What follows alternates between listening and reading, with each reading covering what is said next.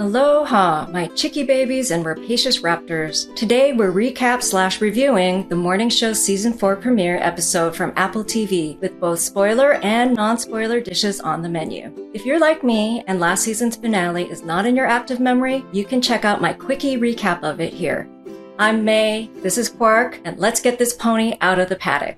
Beginning with the non-spoiler plot, we're off to the races. This episode is basically the starter pistol for the season. Storylines shoot out of the gate, characters jockey for position, and writers will probably need an extra espresso shot to keep it all moving. More like 3! Not every plot thread feels like a thoroughbred. Some trot dangerously close to stereotype, but there's a couple new and intriguing relationships worth placing bets on, and brand new threats to everyone's jobs. On character, the show again stars Jennifer Aniston, Reese Witherspoon, and Billy Crudup, and the herd is back on track doing their signature moves. Alex, Mia, and Stella juggle the flaming swords of running a network while Corey's slinging his patented BS-laced sound bites, and Bradley remains gloriously righteous. Of course. Meanwhile, Jeremy Irons and Marion Cotillard gallop in with huge gravitas, reminding us what heavyweight acting looks like. The themes stay in the show's wheelhouse. The moral tug-of-war is alive and well. Are the usual power plays an indication of corruption at the top? Should you risk torching the network to do the right thing? What is the human cost of executive machinations? Cue nervous sweating in the control room. The writing has a lot of storylines to manage. A couple of sharp one-liners sneak in, but really, this hour is all about setup, setup, setup. It's less derby jockeying, more of a warm-up canter, but the stakes are already in sight. On the production side, Prestige TV has raised the bar, and the morning show leaps over it in Louboutin. Gorgeous sets, sleek cinematography, with the usual A-listers and Irons and Cotillard at the top of the call sheet, the production feels first class all the way.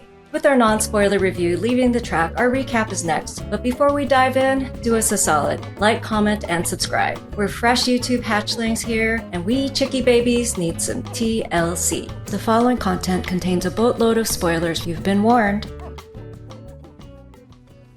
The morning show is covering the Paris 2024 Olympics, and it's less Eiffel Tower, more a Leaning Tower of Pisa. Big, dazzling, and about to fall over. The staff frets over the new AI translator taking their jobs, while Alex is saddled with a redneck bro conspiracy podcast she can't shake. A teen fencing phenom from Tehran and her father ask for asylum just before their interview, and Alex goes off script on purpose. Cue alarms, a short car chase, and a crash right outside the building in front of everyone who just evacuated. Enter Marion Cotillard Celine Dumont, now running the network, to scold Stella. The Olympics, And all of you being flute. are on the line, and she wants Alex benched before she sparks an international incident. In LA, Billy's star diva quits his movie and his stunts go up in smoke due to California fires. Chris is leaving on her Road to the Olympics tour, Mini-Me doll in tow, leaving Mia and Stella panicked about ratings as she's been carrying them. Their fix? Bring Bradley back.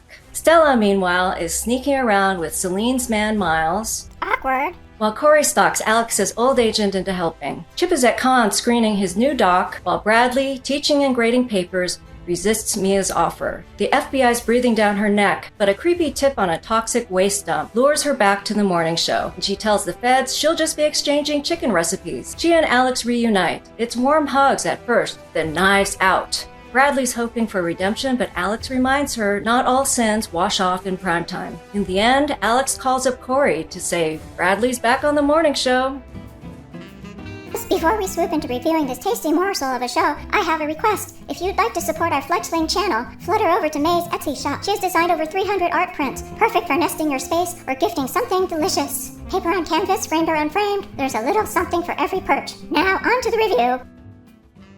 With the plot and writing, it's always tricky at the starting gate. You need a horse fresh enough to run, and yet characters can't have it too easy at the beginning. They do need somewhere to go. The morning show manages this well. 2 years later, with the Paris Olympics on the line, the stakes feel higher, and the metaphors practically write themselves. Celine casually mentioning she swam in the Seine and swallowed a ton of shit to secure the games was awesome. And Doug's jab at LA as the place you go to get canceled? Pure shade. Delicious. The network, as always, is a house of cards, and Alex saving the fencer adds genuine risk. But other than explaining it to the feds, where are the consequences? Previews tease that Bradley isn't the only one looking to dig up dirt. Paul Marks and Fred Micklin are still lurking off the pace, waiting to pounce. Stella's new fling feels clunky and cliche, while Mia's still bandaging the network's wounded legs and wondering why Stella is saying whoa to her promotion. I did question, would an athlete really ask for asylum right before an interview? And I did find that historically, 60 to 70 athletes actually have defected during the Olympics. Overall, the writing is snappy, and the setup does create curiosity. On theme, the women are now in charge, and the show is now about power. Who holds it? Who loses it? And who gets a golden parachute when the tower falls over? It's a biting look at the studio system. Bloated at the top, fragile at the core. Celine says she herself won't take the fall, it'll be Stella, reminding more than a little bit of Fred. AI also looms here,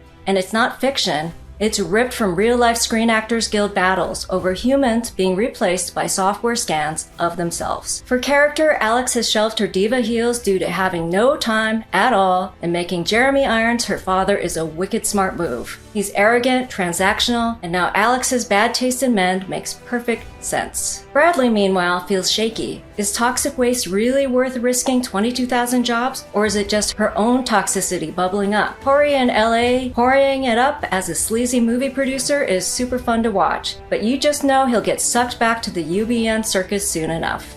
The production still flexes its first-class budget. It's seamless and gorgeous. As an Angelino, those wildfire scenes were triggering, but the authenticity of the LA studio backlot did help balance the sting. Overall, it's a solid season starter. Not quite a champion yet, but the track is ready, the stakes are high, you can feel the horses digging in for the turns ahead. A solid 8.6. We hope you enjoyed this review, and thank you so much for watching. Please remember to like, comment, and subscribe, and if you'd like to watch more deep dives on TV shows, click here. From us to you, Adios, MFs! safe voyaging over the waves of life, and aloha oi.